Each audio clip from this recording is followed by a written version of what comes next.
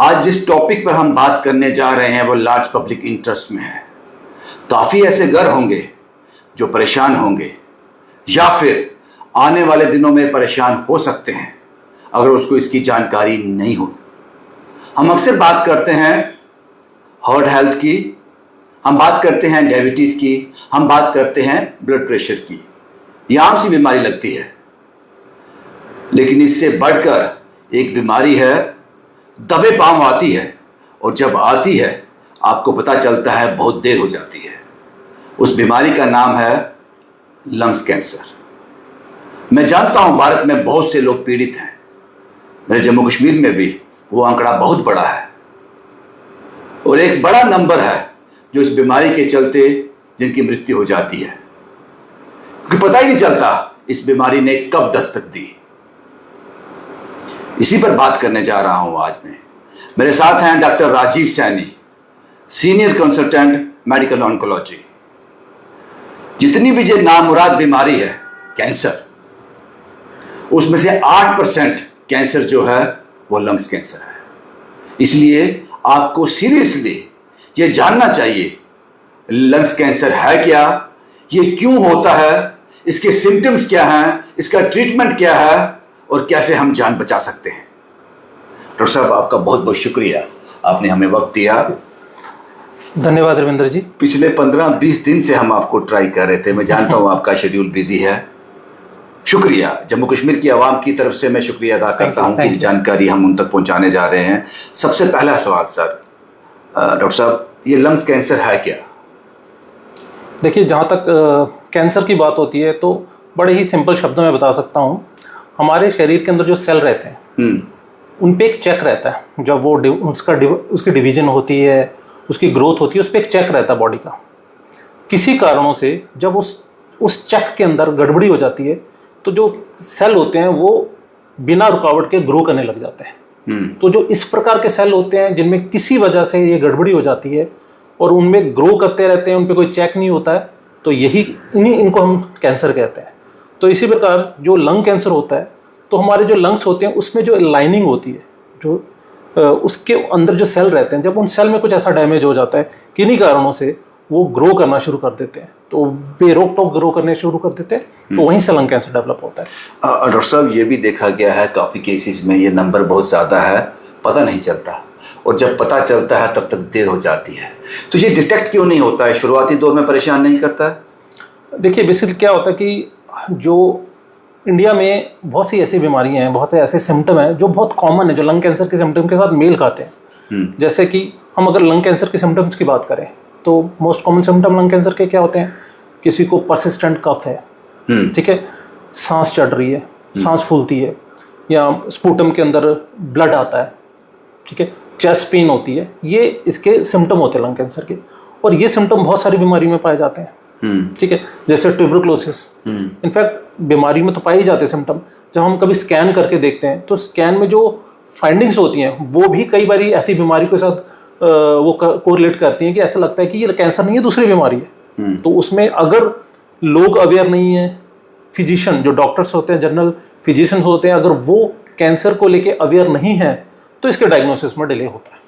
Sir, एक आदमी, हमने कहा कि ये डिटेक्ट होता नहीं है, जब होता है तो देर हो जाती है। एक आदमी को एक नॉर्मल लाइफ में क्या कुछ करना चाहिए कि ताकि वो इस पर चेक रख सके कि मुझे कहीं लंग्स कैंसर का मैं अब उसके पास तो नहीं चला गया? उसके लिए क्या करना चाहिए? तो सबसे पहले हमें लंग कैंसर से बचने के लिए हमें पता होना चाहिए कैंसर के कारण क्या हो सकते हैं, ठीक है, किन रिस्क फैक्टर की वजह से लंग कैंसर डेवलप हो सकता है, और क्या है कारण वो, ठीक है। तो उन कारणों की अगर हम बात करें तो सबसे इंपॉर्टेंट कारण है लंग कैंसर के लिए वो है स्मोकिंग। तंबाकू का सेवन आप किसी भी फॉर्म में करते हैं, चाहे सिगरेट में कर रहे हो या गुटखा के फॉर्म में कर रहे हो, किसी भी फॉर्म में अगर तंबाकू का सेवन कर रहे हो तो ये आपके लंग कैंसर के रिस्क को बढ़ाता है। अगर हम बात करें लंग कैंसर की, 80 to 85% ऑफ लंग कैंसर वो सिर्फ इसी वजह से है।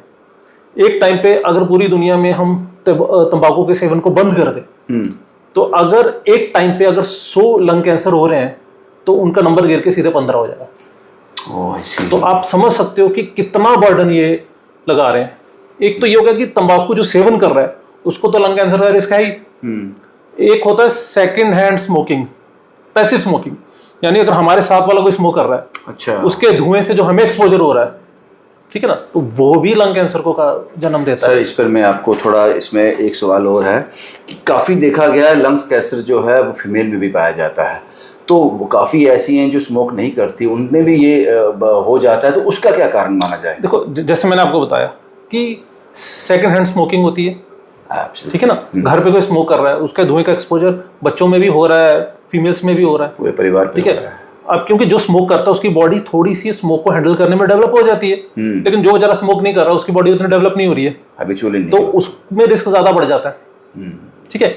इसके अलावा क्या होता है कि फीमेल्स में कुछ म्यूटेशंस होती हैं, कुछ ड्राइवर म्यूटेशंस होती है जिनका रिस्क फैक्टर के साथ ज्यादा लेना देना नहीं होता, ठीक है। तो वो ऐसे मेजॉरिटी फीमेल्स होती है, उनमें जो कैंसर का रिस्क होता है, जो कैंसर होते हैं उनका इलाज ज्यादा बेटर होता है, क्योंकि उनमें कारण होते हैं ना वो इन रिस्क फैक्टर के अलग होते हैं, ज़्यादा होते हैं। ठीक है। सर मैंने ये भी देखा है कि काफ़ी लोग जो स्मोक बहुत ज़्यादा तादाद में करते हैं, लेकिन सम केसेस में होता है कि स्मोक करने वाले को कैंसर नहीं होता है, और जो नहीं भी कर रहा उसमें क्या रहता है, उसमें कई बार बहुत ज़्यादा जो स्मोक चेजर होते हैं नहीं कैंसर होता और लंग कैंसर से बचे रहते हैं। देखो इसका मैं आपको अगर समझाऊं तो एक मैं आपको एग्जांपल के साथ समझाता हूं कि कैंसर को आप इस तरह से लीजिए कि cancer is like an accident, ठीक है ना। तो कुछ कारण होते हैं जो एक्सीडेंट के रिस्क को बढ़ा देते हैं, ठीक है ना।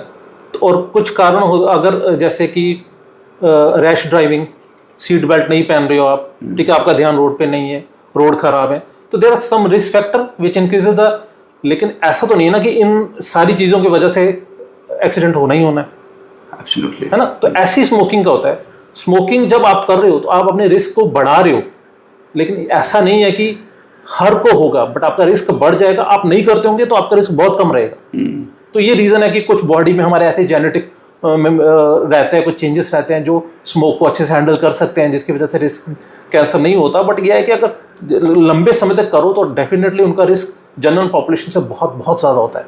It is around 7 to 8 times high. Sir हम एक स्टेज पर पहुंच गए हैं कि यहाँ पर पहले हमने बात की, शुरुआत तौर से बात की कि इसके सिम्टम क्या है लंग्स कैंसर, कारण क्या है, डिटेक्शन कैसे कर सकते हो। लेकिन अब सवाल ये है कि पेशेंट को पता चल गया कि इस बीमारी से मैं ग्रस्त हूँ, उसके लिए मेथड क्या है, स्क्रीनिंग मेथड क्या है, ये किस तरह से काम करता है? ये देखिए स्क्रीनिंग की जो बात होती है, स्क्रीनिंग हमेशा उन लोगों में की जाती है जिनमें अभी कैंसर डेवलप नहीं हुआ है, ठीक है ना। स्क्रीनिंग मेथड जो होते हैं किसी भी कैंसर में के लिए जो डेवलप हैं, जो अप्रूव हो रखे हैं, वो उन पॉपुलेशन के लिए जिनमें कैंसर का रिस्क बहुत ज़्यादा है बट अभी डेवलप नहीं हुआ है, ठीक है, वो होते हैं स्क्रीनिंग मेथड। अब जैसे लंग कैंसर का रिस्क सबसे ज़्यादा किस में है? स्मोकर में, ठीक है। तो ये एक ऐसी पॉपुलेशन है, या फिर ऐसे वर्कर्स जो ऐसे मतलब एनवायरमेंटल हजार्ड्स में काम कर रहे हैं, जैसे जो माइनिंग में काम कर रहा है, जो हैवी मेटल माइनिंग में काम कर रहा है, धूल में काम कर रहा है, जो न्यूक्लियर प्लांट्स है वहां पे काम कर रहा है, जहाँ पे रेडिएशन का एक्सपोजर बहुत ज्यादा है। तो ये ऐसा सब ग्रुप है पॉपुलेशन का जिसमें जो कैंसर रिस्क है वो अराउंड 10 times ज्यादा है। तो ऐसी पॉपुलेशन को हम टारगेट कर सकते हैं कि जहाँ पे हमें पता है कैंसर रिस्क बहुत ज्यादा है, ऐसी पॉपुलेशन में हम स्क्रीन कर सकते हैं। तो अब जो स्क्रीनिंग गाइडलाइंस है दुनिया भर में, वो क्या होती है कि कोई भी इंसान जिसकी उम्र 50 साल से ज्यादा है, ठीक है, और जिसकी जो सिगरेट या स्मोकिंग की जो कैपेबिलिटी है वो 20 पैक ईयर्स है। 20 पैक ईयर्स क्या होता है कि अगर कोई व्यक्ति एक पैकेट सिगरेट का पी रहा है हर दिन 20 साल के लिए, तो उसको कहते हैं हम 20 पैक ईयर्स। अगर कोई पीता है 2 पैक 10 साल के लिए, that is also 20 pack years. तो ये इन्होंने लिमिट बनाई हुई है कि अगर कोई व्यक्ति 50 साल से उम्र ज्यादा है और जिसने 20 पैक ईयर्स सिगरेट कंज्यूम की हुई है, तो ऐसे लोगों में हमें स्क्रीनिंग करनी होती है। और स्क्रीनिंग का जो सबसे इफेक्टिव मेथड होता है वो हम कहते हैं लो डोज सीटी चेस्ट, सीटी स्कैन, छाती का लो डोज वाला। लो डोज क्यों? क्योंकि स्कैन में भी रेडिएशन का रिस्क रहता है, रेडिएशन तो एक्सपोज होता है ना। तो जो नॉर्मल सीटी स्कैन होता है उससे 8 times कम, 80% कम रेडिएशन एक्सपोज होती है, और उससे हमें जो लंग कैंसर होता है हम अर्ली स्टेज में, स्टेज 1 में 90% ऑफ द टाइम स्टेज 1 में वो डिटेक्ट कर लेता है। बट ये कि ये इस स्पेसिफिक सब पॉपुलेशन के लिए अप्रूव्ड है। किस स्टेज में अगर लंग्स कैंसर जो है वो पकड़ में आ जाए तो उसका क्यूरेबल है या इलाज हो सकता है, घबराने की जरूरत नहीं है? देखिए जैसे जो भी चीज़ अर्ली डिटेक्ट हो, जितनी अर्ली डिटेक्ट होगी उतना क्योर रेट हाई हो जाता है, उतना कम नुकसान किया उतना कम नुकसान होता है, उसको हम उतनी जल्दी ठीक कर सकते हैं। लंग कैंसर की बात करें, स्टेज 1, स्टेज 2 और कुछ सिलेक्टेड पॉपुलेशन ऑफ स्टेज 3, इनको कंप्लीटली क्योर किया जा सकता है ट्रीटमेंट से, जिसमें सर्जरी हो गई, रेडिएशन हो गई, कीमो हो गई, इन सबको मिला के जो ट्रीटमेंट उनकी स्टेज के वाइज हम डिसाइड करते हैं वो करते हैं, और उससे हम मेजॉरिटी पेशेंट्स को क्योर किया जा सकता है। Sir ji please go ahead. हाँ, और जो इसके अलग जैसे स्टेज 3B, 3C, स्टेज 4 है, ये एडवांस स्टेजेस में गिनी जाती हैं। इनमें क्योर की प्रोबेबिलिटी बहुत ही कम होती है, बट स्टिल अब जैसे जैसे समय बीतता जा रहा है, साइंस की एडवांसमेंट बढ़ती जा रही है, तो इनमें काफ़ी ज़्यादा स्टडीज आती जा रही हैं। उससे जो सर्वाइवल है, जो आज से 10 साल पहले बहुत कम था, आज वो कुछ ऐसे सबसेट है कैंसर के जिनमें सर्वाइवल 7-7, 8-8 साल है, जो पहले जाके 1-1.5 साल से ज़्यादा नहीं होता था। आजकल के टाइम पे 7 से 8 साल लंग कैंसर का भी निकालता है, लेकिन यह कि सब में नहीं होता, इनके कुछ स्पेसिफिक सब ग्रुप होते हैं जिसमें ये चीज़ें देखी जाती हैं। ऐसे सब ग्रुप्स में हम एक टेबलेट से ही इलाज कर सकते हैं, हमें ज़रूरी नहीं कि हमें कीमो देनी है। आजकल टारगेट थेरेपीज आई हैं, इम्यूनोथेरेपीज आई हैं, उससे भी हम इन चीज़ों का इलाज किया जा सकता है। डॉक्टर साहब, जो लंग्स कैंसर है, पहले और अब में इलाज में, ट्रीटमेंट में क्या डिफरेंस आया, क्या फ़र्क आया? देखिए, आज से अगर हम 10 साल पहले की बात करें, ज़्यादा दूर नहीं जा रहा हूँ मैं, सिर्फ 10 साल पहले की बात करें, तो जो सर्वाइवल रेट थे वो लेस देन 10% थे। ये मैं किस में बात कर रहा हूँ? स्टेज 4 में। अच्छा, ठीक है ना? तो जितनी अर्ली स्टेज होगी उतना ज़्यादा क्योर रेट होगा। एब्सोल्युटली, ठीक है ना?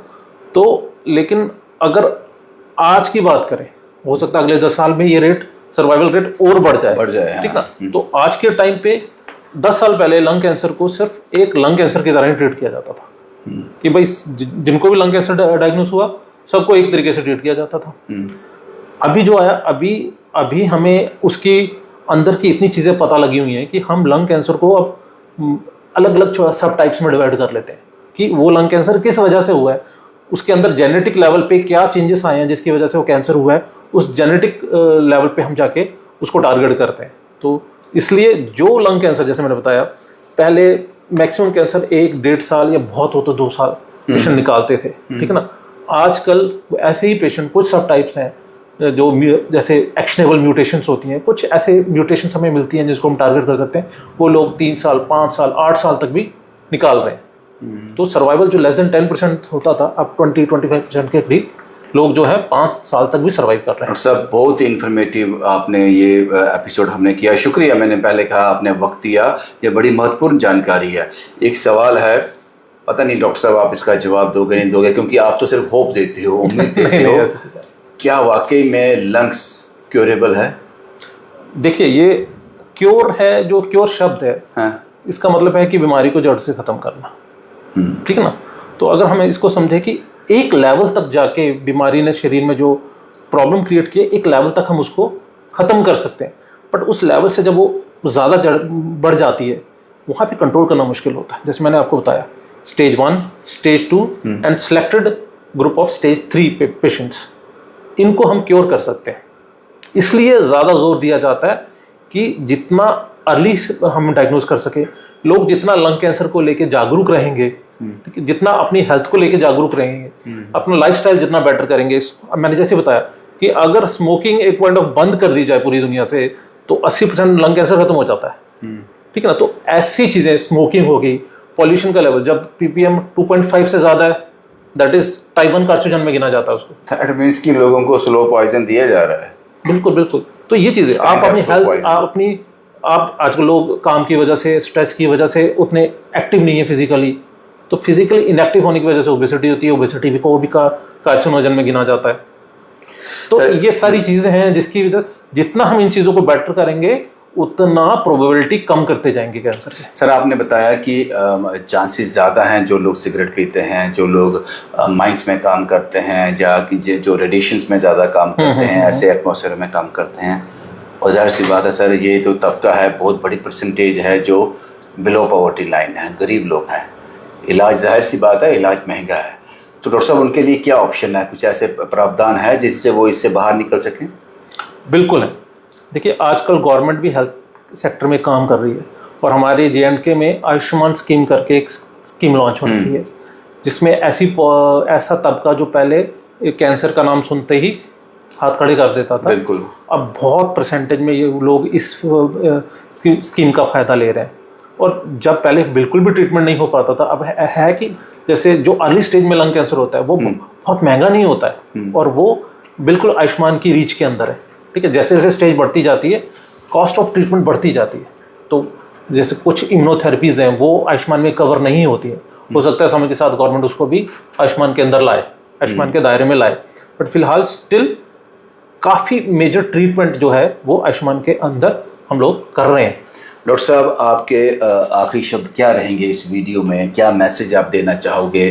क्योंकि आप एक्सपर्ट हो, आप डॉक्टर हो, आप स्पेशलाइजेशन है आपकी इसमें, क्या लोगों को कहना चाहोगे कि किस तरह से इस लंग्स कैंसर से लड़ा जा सकता है?